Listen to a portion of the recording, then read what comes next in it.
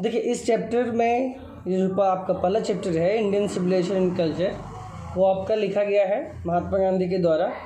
और इस चैप्टर से ये चैप्टर काफ़ी मोस्ट इम्पॉर्टेंट चैप्टर है आपके एग्ज़ाम्स के लिए। तो हम एक एक लाइन करके इसका हिंदी देखेंगे और जो भी यदि वर्ड मीनिंग में या फिर जो भी सेंटेंस में आपको दिक्कत होगा आप फिर से जो है उस लाइन को लिख करके आप भेज दीजिएगा, हम उसका फिर से आपको जवाब दे देंगे। तो यहाँ पे देखेंगे कि मोहनदास करमचंद गांधी 1869 1948, वहाँ पे देखिए कॉमा है। तो जहाँ पे जो चीज़ का सैम्पल है वहाँ पे उस हमको रुकना है। और यहाँ पे देखिए कह रहा है क्या कि मोहनदास करमचंद गांधी का जन्म जो है कब हुआ था। डैट मीन्स गांधी जी का जन्म 2 अक्टूबर 1869 ईस्वी में हुआ था, है ना। और उनकी मृत्यु कब हुई थी? 30 जनवरी 1948 यानी कि 1948 को। तो पॉपुलरली नोन एज बापू और the father of the nation, उनको हम लोग जो है किस नाम से, बहुत सारे नाम से पुकारते हैं, जैसे बापू भी कहते हैं, राष्ट्रपिता भी कहते हैं। और कहता है कि was more a spiritual leader than a politician. Mahatma Gandhi एक राजनीतिक से ज़्यादा एक आध्यात्मिक नेता थे। यहाँ पे डेट मीन्स आपका कंपैरेटिव डिग्री का प्रयोग है ना। तो was more a spiritual leader than a politician, वह एक राजनीतिक से ज़्यादा वो एक आध्यात्मिक नेता थे। He successfully used truth and non violence as the chief weapons against the British rule in India. वह भारत में हमेशा सत्य और अहिंसा उनका मुख्य हथियार था। किसके खिलाफ? तो ब्रिटिश सरकार के खिलाफ, है ना। हम ऐसे भी बोल सकते हैं कि वह हमेशा जो है भारत की आज़ादी के लिए जो है वो ब्रिटिश के शासक के खिलाफ जो है सत्य और अहिंसा का उनका हथियार था। And helped India gain independence, और जिससे कि वो भारत को स्वतंत्रता मिलने में सहायता होती थी। फ्रॉम 1915 टिल 1948, 1915 से लेकर 1948 तक में ही कम्प्लीटली डोमिनेटेड इंडियन पॉलिटिक्स। वह 1915 से लेकर के 1948 तक जो है वह भारत में राजनीतिज्ञ में रहे।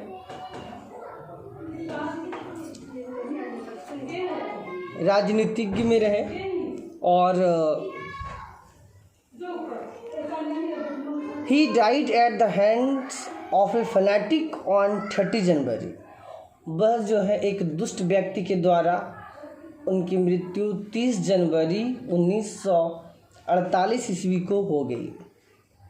हिज ऑटोबायोग्राफी, उनकी जो आत्मकथा थी, आत्म जो ग्रंथ है, माई एक्सपेरिमेंट विथ ट्रुथ। देखिए टाइटल जिस प्रकार का हो उसका अलग से उसका हिंदी नहीं किया जाता है या फिर उसका इंग्लिश ट्रांसलेट नहीं कर सकते हैं। जैसे कोई फिल्म का नाम हो, वो एक मेरा टाइटल होता है। तो यदि टाइटल है तो उसको हम अलग नहीं कर सकते, उसका हिंदी या फिर इंग्लिश हम लोग नहीं कर सकते हैं, जो है वही उसका नाम हो जाता है।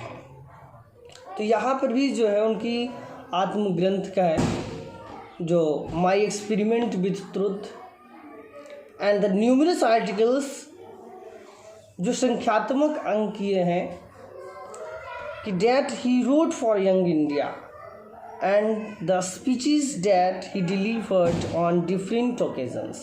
वो विभिन्न अवसरों पर भारत के युवकों के लिए भाषण भी दिया करते थे।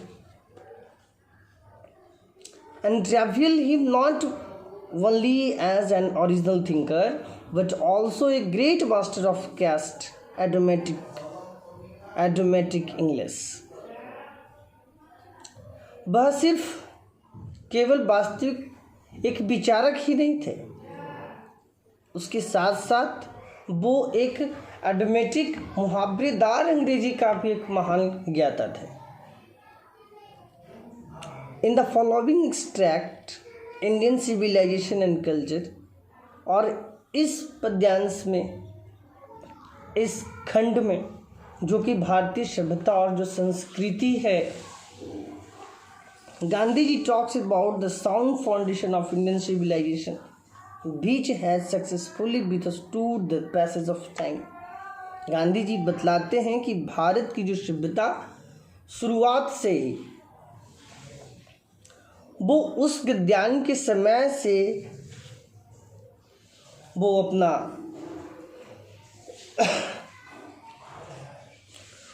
उस पर अपना वर्चस्व बनाए हुए हैं।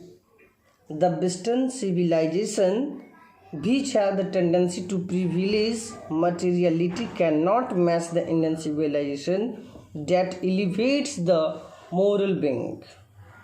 जो कि भारत की जो सभ्यता और जो संस्कृति है, जो पश्चिमी जो सभ्यता है ना, वो हमारी भारतीय सभ्यता क्या करती है कि वो नैतिकता को बढ़ावा देती है, वो नैतिकता को ऊंचाई के शिखर पे ले जाती है।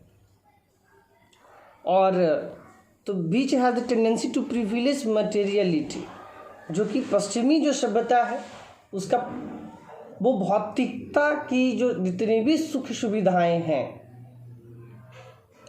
वो भारतीय सभ्यता की जो नैतिकता का जो उठाव है वह उससे कभी नहीं मिल सकती। Can not match the Indian civilization, वो भारतीय सभ्यता की वो उससे कभी नहीं मैच कर सकता। और यहाँ पे है आपका पैराग्राफ नंबर 1 कि आई बिलीव डैट, मुझे विश्वास है कि that the civilization India has evolved is not to be beaten in the world। Gandhi ji यहाँ पे बता रहे हैं कि मुझे पूरा विश्वास है कि भारत ने जिस सभ्यता का विकास किया है वह मिटने वाली नहीं है।